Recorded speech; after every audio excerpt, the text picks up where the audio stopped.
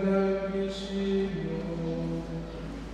Koko rero uyu munsi wa none abakristo bashatse kukwegurira burundu ingoro uzansingirizwamo, nawe wabahaye ifunguro n'ijambo ryawe n'amasakaramentu yawe.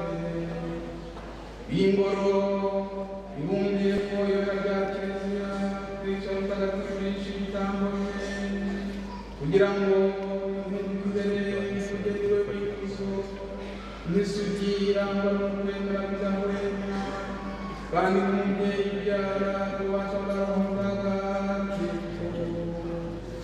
Nawe kandi kiliziya ntagatifu, wowe muzabibu nyagasani yihitiyemo, usasaba ab'isi isi yose, ukaganisha amashami yawe ku bwami bw'ijuru buririye ku giti cy'umusaraba. Wowe kiliziya inezerewe, uri ingoro y'Imana mu bantu, hekaro ntagatifu yubakishijwe amabuye mazima, yubatse bikomeye mu nzira, ibuye ry'iremezo rikaba Kristo ubwe. Wowe kiliziya y'akataraboneka, uri umurwa wubatse ku mpinga y'imisozi, ukabonekera amaso ya bose kandi ukaba urumuri rwa bose. Aho niho urumuri rwa Kristo rubengerana rudahwema, kandi hakumvikana indirimbo y'abahire bashimira Imana. Nyagasani turakwinginze wicishije bugufi, kugira ngo aho uri mu ijuru usesekaze umugisha wawe mutagatifu kuri iyi kiliziya no kuri iyi altari,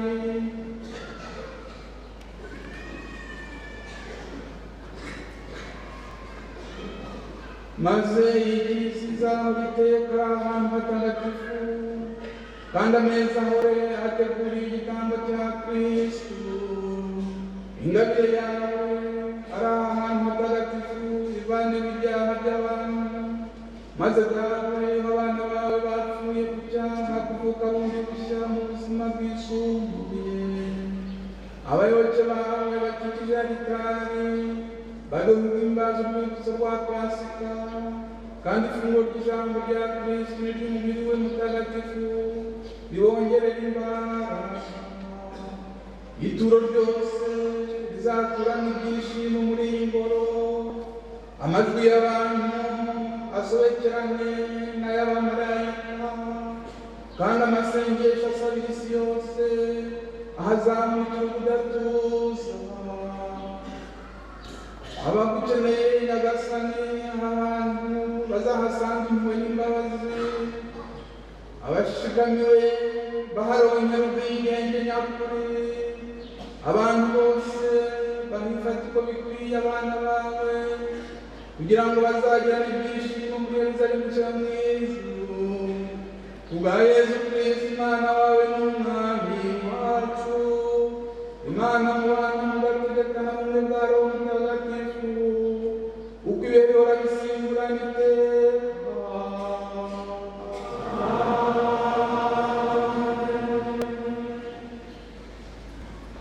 Nyagasani ushobora byose natagatifuza ya altari n'ingoro tugiye gusiga amavuta, bityo ibara rya Kristo na kiliziya niyo ryamamarijwe ku mugaragaro.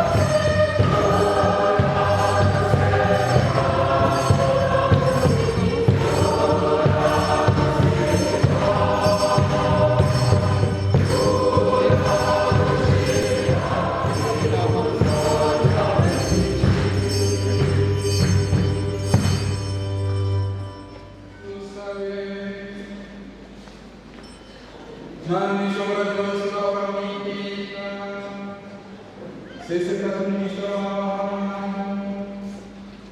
kandi uzabwiriza umutima abakwambareza bose kugira ngo ubashe ijambo ryawe ry'amasakaramentu ukomeze imitima y'abakwemera ba Yesu Kristo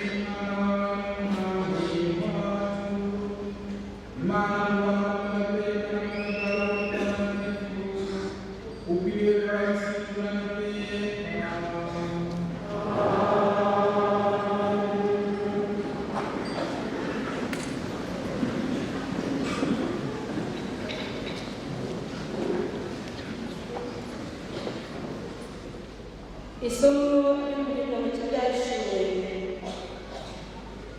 nuko haza umwe mu bamarayika barindwi bari bafite ingororano zuzuyemo ibyorezo birindwi by'imperuka maze arambwira ati ngwino mwereke umwanya umugeni wa ntama ubwo njyanwa roho ku musozi munini kandi muremure maze anyereka umurwa mutagatifu Yerusalemu yumvikaga iva mu ijuru ku Mana waranabagiranaga wisesuye ikuzo ry'Imana ubwayo ububengerane bwayo bwari bumeze nk'ibuye ry'agaciro gakomeye mbese nk'ibuye rya yasiti ibonerana uwo murwa wari uzengurutswe n'igice nini kandi ndende ukagira amarembo 12 kandi kuri ayo marembo hakaba abamarayika 12 n'amazina yanditseho ayo mazina ni ay'imiryango 12 ya Isirayeli mu burasirazuba hari amarembo 3 mu majyaruguru amarembo 3 mu majyepfo amarembo 3 no mu burengerazuba amarembo 3 inkike zikikije uwo murwa zari zubatse ibipapuro 12 zanditseho amazina y'inka 12 za ntama uwamugishaga yari afite igipimisho cy'ikibingo cya zahabu kugira ngo apime umurwa amarembo yawo n'inkike yawo uwo murwa wari ufite impande enye zingana uburebure n'ubugari bwawo bukareshya nuko umumarayika awupimisha cya kibingo ugira amasitadi 12 kandi uburebure bwawo ubugari n'ubuhagarike bukareshya hanyuma apima n'inkike zawo zigira imikono 144 ukurikije igipimisho cya muntu umumarayika yakoreshaga inkike zari zubatswe n'amabuye ya yasiti naho umurwa wubatswe na zahabu y'umubuye kandi ibonerana n'ikirahure ku mfatizo z'inkike y'umurwa hari hometseho amabuye y'ubwoko bwose bw'agaciro gakomeye urufatiro rwa mbere rwari rwubakishije amabuye ya yasiti urwa kabiri amabuye ya safiri urwa gatatu amabuye ya karisedoni urwa kane amabuye ya emedoni urwa gatanu amabuye ya sarodoni urwa gatandatu amabuye ya korinarine urwa karindwi amabuye ya krisolite urwa munani amabuye ya berili urwa cyenda amabuye ya topasi urwa 10 amabuye ya krizokarasi urwa 11 amabuye ya hiyasinta urwa 12 amabuye ya amedisita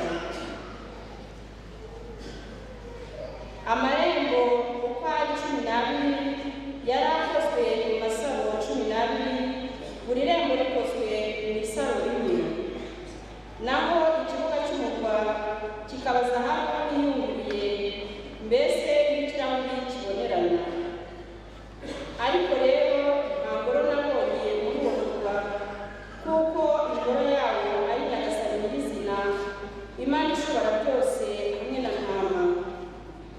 Uwo murwa ntukeneye izuba cyangwa ukwezi kugira ngo biwumurikire, kuko umurikirwa n'ikuzo ry'Imana, kandi na ntama akaba urumuri rwawo. Amahanga azagenda ayobowe n'urumuri rwawo, n'abami b'isi bazawuzanire ikuzo ryabo. Iryo ni ijambo ry'Imana.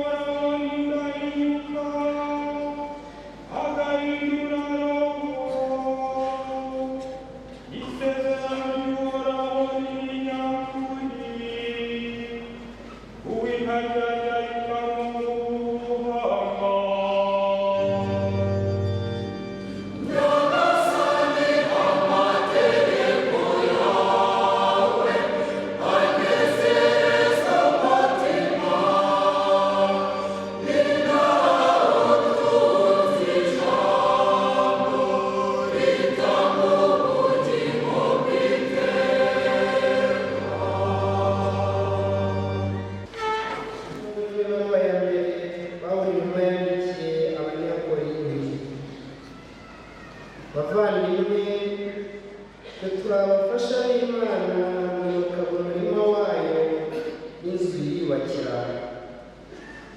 Kubw'ingabire nawe n'Imana, nashije ikibanza w'umufundi w'umuhanga undi acyubakamo. Nyamara buri wese yitondere uburyo yubaka.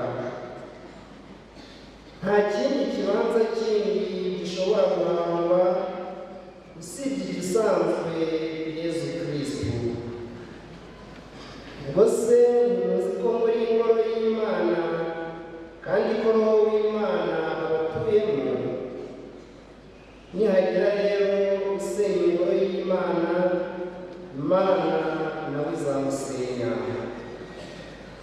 Kuko ingoro y'Imana ari ntagatifu, kandi iyo ngoro ni mwebwe. Iryo ni ijambo ry'Imana.